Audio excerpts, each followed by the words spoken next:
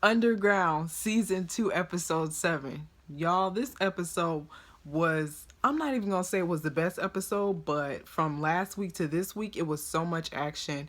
I appreciate them so much for bringing everybody back in and bringing it all together. Starting off with everything from James saying he didn't want to go, yelling help, to Miss Ernestine and Clara. Let's get into it. Okay, so let's start off with Daniel. Daniel has decided that he wants to teach the other slaves how to read, and they were sounding out the word make. And his daughter is being the lookout, and she sees that someone's coming. So they all get up and they start running. And he tells his daughter, run and don't look back. And it goes into scenes of Cato getting beat by Patty and her crew, and Patty basically strikes a deal with him and tells him that if you capture 60 people for you and Debbie, then I'll let you guys go and you can be free. She also tortured Cato, and she shaved off his eyebrows and all his hair. So he looks really, really weird this episode. And I don't know why she did that, but Cato was literally just on top 2 episodes ago, and now he's on the bottom. I don't know what happened. I couldn't necessarily say that I wouldn't do things differently or I wouldn't do things the same as what he's doing because of the cards that he's been dealt in his life. So he goes into a wash house and there's a man there, and they strike up a conversation about women. And the man says that he basically doesn't have any loose ends. Women are trouble. You should leave him alone. He's by himself. You should take care of yourself. And I think this made Cato feel better about what he was about to do, because him and the man get into a fight. He knocks the man out, and he also takes a coal and like burns the man. And you see him like on the floor, and they drag him out and they put him in the back of a wagon. The man says, you can't do this to me. I'm free. I have freedom papers. And Cato says, none of us are free. And that part was chilling. Just the look in his eyes when he said it. He was really, really serious. But I guess from his turn of events, he's obviously talking about himself. So they bring in Debbie to see him, and he explains to her what's going on. They want 60 bodies for you and me to be free, and he says that he's going to do it, and Debbie says no. And basically she says that the reason why you came back here is because it can excuse the bad things that you do, but you're just a bad person.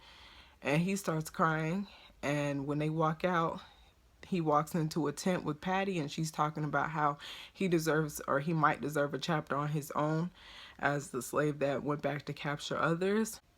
I think she mentioned something about 59 slaves, but he says the new number is 28, and you see Debbie basically putting herself into bondage and going into slavery.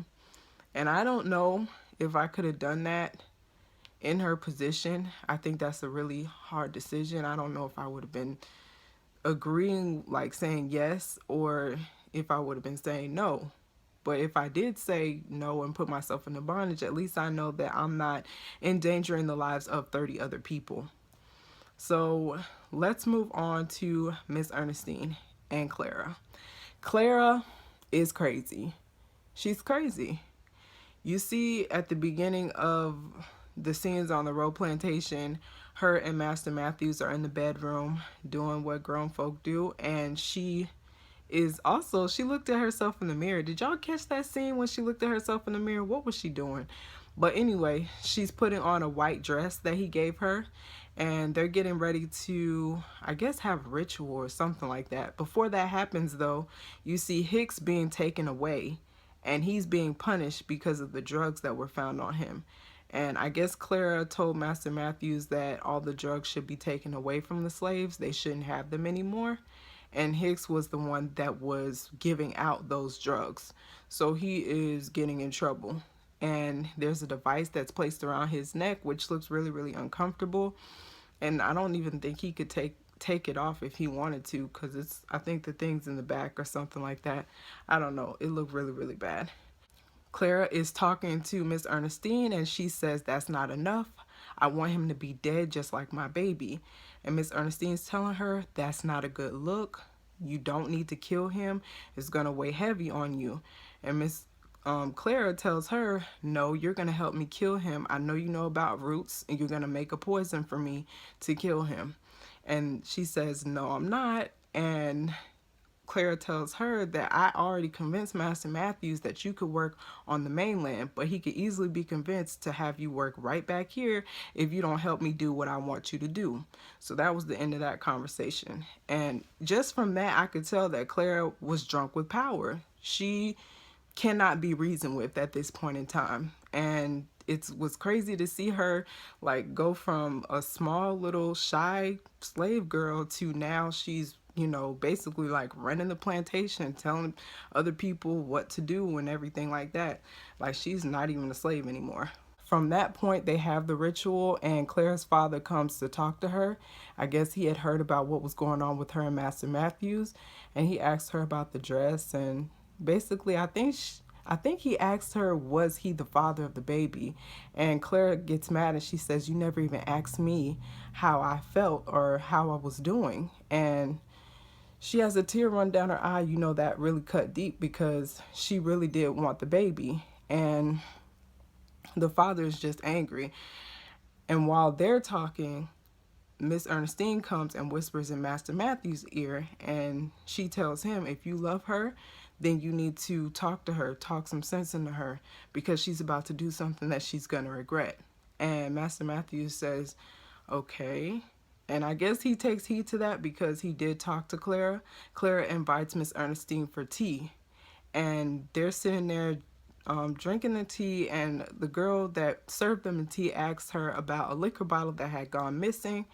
And Clara tells her, just tell Master Matthews that I drank it because he's not going to care if I drink it anyway. So she goes on her merry way and they continue to talk. The conversation, they go back and forth. Basically, Clara was telling her that I learned a lot of lessons from you and to stay one step ahead. And while they're drinking the tea, she says this would be the last time, or your death is going to come sooner than you think. That's what she tells Miss Ernestine. And Miss Ernestine says, you are old blood, but you can't have mine. And with that, she walks out. And so later that night, Clara tells Master Matthews that Miss Ernestine is planning to run, but she's always behind because clearly Miss Ernestine is the teacher, not the student. And so she's always going to stay one step ahead of you. And she had already packed her bags and she was gone by the time they had went looking for her. And she went to the mainland. She had used the liquor bottle that was missing for currency so that she could get to the mainland, I assume. And I guess from there she had a plan, but she didn't get to put it into action because she runs into August. And I'm so tired of seeing him. And I don't know what's gonna happen, but the next episode, I guess they are gonna go on this journey, and somehow they're probably gonna end up with Rosalie. So let's go into Rosalie and Noah at the Macon plantation. Rosalie and Noah make it to the Macon plantation, are just outside, and they're in an old house or shack or something like that, hiding out, trying to figure out a way to get on the actual Macon plantation because it's gated off. So they run into the man that they used to trade things with. I think he was the one who told them about a gun, or he said that he was going to get them some train tickets, something like that. He was in the first season.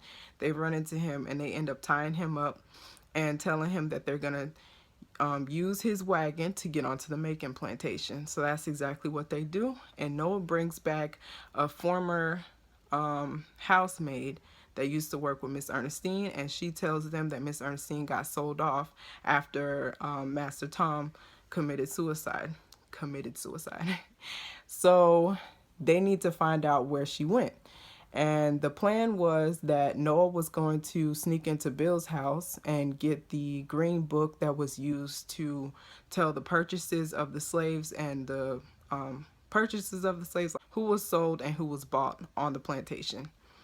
And Rosalie was going to sneak into the big house and get James. Now, James had just gotten a pony. He was living good. And in my mind, I figured he wouldn't want to go because he's a child. I forget how old they said James was, but it doesn't matter because children are very impressionable.